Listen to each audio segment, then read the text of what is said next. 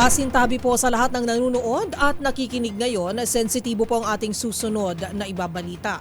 Nang dahil sa patong-patong na utang at sobrang pagkalugi sa pagsasaka ng palay, sunod-sunod na di umano ang nagpapakamatay ang mga magsasaka sa Central Luzon. Tinutukan yan ni Wina Hesoro.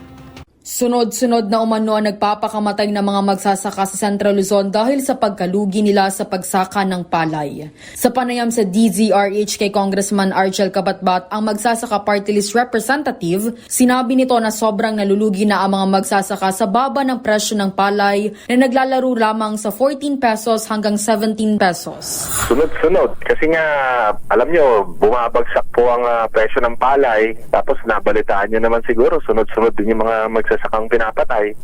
Eh dito naman, sunod-sunod po yung mga magsasaka nagpapakamatay. Kasi po sa sobrang lugi ng dahil sa pagsasaka, bumagsak yung presyo ng palay.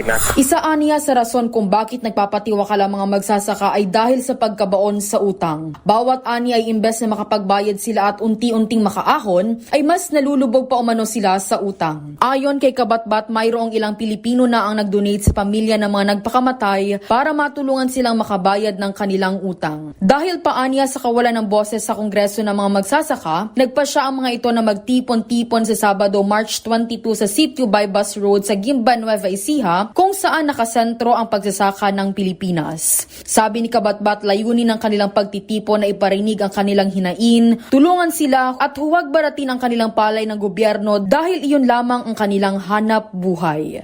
Magtitipon-tipon daw sila dito sa Bypass Road ng Gimba, Nueva Ecija. Gimba, ito po yung sentro ng magsasaka sa Pilipinas. Dito po talaga malakas mag-produce ng palay. Para lang po, marinig lang kami ng gobyerno. Para lang po maiparating sa gobyerno na kailangan nila ng tulong, kailangan namin ng tulong at sana naman ay wag baratin ang aming mga palay dahil yan na lang po ang aming kinabubuhay. Para sa MBC TV Network News, ito si Wina Hesoro ng DZRH. Una sa Pilipinas, una sa Pilipino.